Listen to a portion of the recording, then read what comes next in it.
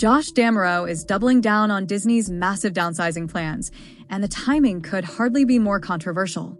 Marvel is reportedly coming off a huge win with Spider-Man: Brand New Day, which has crossed the $1.2 billion mark worldwide in the story being discussed here. The film is being presented as proof that audiences aren't finished with superheroes. They're finished with bad superhero movies. And yet, right in the middle of that success, Disney is reportedly preparing another round of cuts that could hit Marvel Entertainment hard. This is where the whole thing starts looking completely backwards.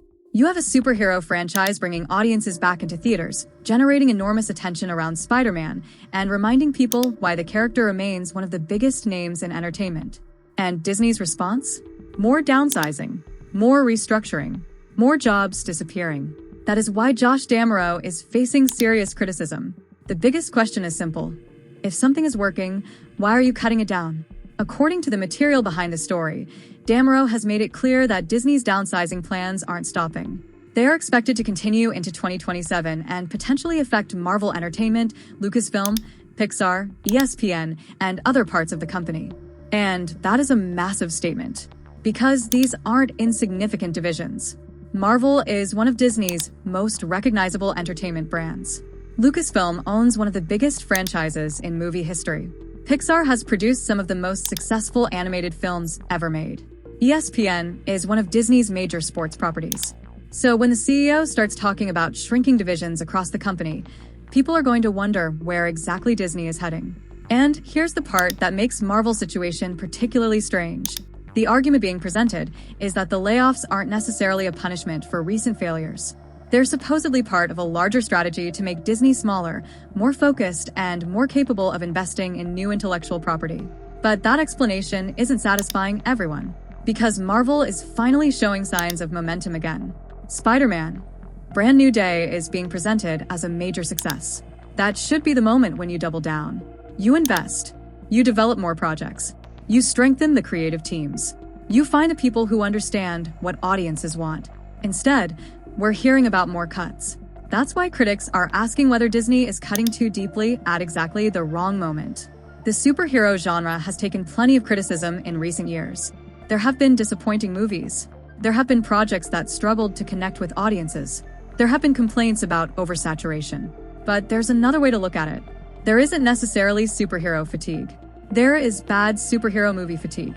Give audiences a character they care about, a story that works, strong performances, and a reason to return to the theater, and they'll still show up. Spider-Man has demonstrated that repeatedly. That's what makes the current situation so frustrating for Marvel fans. You finally have a property capable of generating enormous excitement, and the company is simultaneously talking about shrinking the division responsible for creating the next generation of Marvel Entertainment. What exactly is the long-term plan? That question deserves an answer. And then there's Pixar. The material surrounding this story also points to Disney's previous downsizing plans at Pixar, even as Toy Story 5 is being described as another major box office success. Again, the timing is difficult to understand. You have successful franchises. You have audiences showing up. And you're still cutting people. At some point, people are going to stop asking whether Disney can make successful movies and start asking whether Disney knows how to manage the success it already has. That's a completely different problem. D'Amaro's explanation is essentially that Disney needs to become more efficient and invest differently. Fine. But efficiency can't become an excuse for destroying the creative infrastructure that made these franchises valuable in the first place. Marvel isn't just a logo. Pixar isn't just a logo. Lucasfilm isn't just a logo. These companies are built around writers, directors, producers, animators, artists, executives, and countless other people who develop ideas years before audiences ever see them. Cut too deeply, and you don't simply save money. You risk losing experience. You risk losing talent. You risk slowing production. You risk creating an environment where talented people decide they don't want to work there anymore. And that's where Disney needs to be careful. Because audiences don't care how efficiently a corporation is structured. They care whether the movie is good. They care whether the story is worth their money. They care whether they want to come back for the next one. Nobody walks out of a theater saying, "That was a great movie because Disney reduced its headcount by another percentage." They remember the characters. They remember the story. They remember the experience. That's why the strategy being described has critics scratching their heads. The material claims Disney wants to focus on smaller-scale divisions and create a more streamlined filmmaking process across movies and television. But smaller isn't automatically better. Sometimes smaller means more focused. Sometimes it means less creative capacity. And the difference comes down to execution. Marvel, in particular, has a huge challenge ahead. The company has Avengers, Doomsday, and Secret Wars coming into the conversation, while the bigger question is what happens after those films. What happens when Marvel moves beyond the current Avengers era? Who are the next major characters? What stories are going to carry the MCU into the 2030s? What happens to the television side? What happens to the less established characters? What happens to the people developing those projects? If Marvel is being downsized while Disney is simultaneously talking about its future, that's where the strategy becomes difficult to understand. You can't build the next decade of entertainment by constantly looking backward and cutting the people who are supposed to build it. And then there is the Spider-Man situation. The material behind this story argues that Sony and Disney have a unique arrangement surrounding Spider-Man, with Sony playing a major role in the film business while Disney benefits heavily from merchandise connected to the character. That makes Spider-Man even more valuable to Disney. If the character is performing at this level, why wouldn't Disney want to maximize every opportunity around him? Why wouldn't Marvel want to strengthen its creative operation?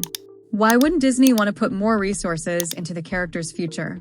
Instead, we're hearing about more layoffs. That's where critics are going to say Damaro is out of touch. And whether people agree with that criticism or not, the perception problem is real within the story. The company is telling audiences one thing with its successes and something completely different with its corporate strategy. On one side, you have massive franchises proving they still have enormous power. On the other, you have employees reportedly facing another wave of uncertainty. That contradiction is impossible to ignore. And the timing couldn't be more awkward. Imagine being someone working at Marvel right now. You see Spider-Man, brand new day performing strongly. You see audiences responding. You see the superhero genre getting another major boost. And then you're wondering whether your own job is safe. That's not exactly the kind of environment that inspires confidence. It's also why the criticism of Disney's leadership is becoming more aggressive. People aren't simply questioning whether layoffs are necessary. They're questioning whether Disney has the right priorities. Is the company cutting because the business genuinely needs to become smaller? Or has downsizing become the default answer to every problem? Those aren't the same thing. And Disney has to be able to explain the difference. Because if the company keeps cutting successful divisions, eventually people are going to wonder what exactly Disney is trying to preserve. A company can't endlessly reduce the people behind its biggest brands and expect the brands themselves to remain untouched. Creativity doesn't happen automatically. Franchises don't maintain themselves. And audiences aren't loyal forever. They can move on. That's the risk. Marvel's recent successes should be treated as an opportunity, not as an excuse to become complacent, not as a reason to celebrate one movie and assume everything is fixed, but certainly not as a reason to make people wonder whether the company is dismantling the very division it needs to rebuild. The biggest question now is what happens next.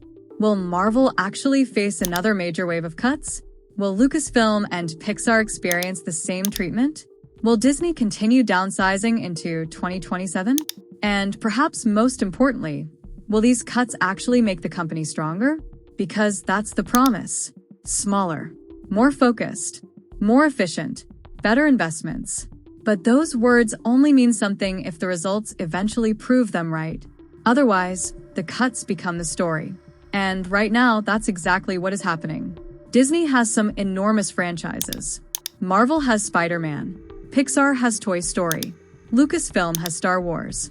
And ESPN remains one of the biggest names in sports media. These aren't broken little brands waiting to be rescued. They're some of the most valuable entertainment properties on the planet.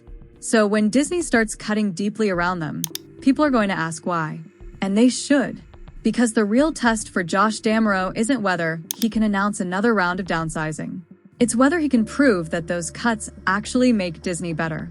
If Spider-Man, Brand New Day really is the kind of success being described, then Marvel has just been handed something incredibly valuable. Momentum. The question is whether Disney is going to build on that momentum or accidentally cut away the people needed to turn it into something bigger. And that's why this latest round of Disney downsizing is causing so much anger. The company says it's preparing for the future. Critics are looking at the layoffs and asking whether Disney is sacrificing the present to get there. And until the results speak for themselves, that question isn't going anywhere.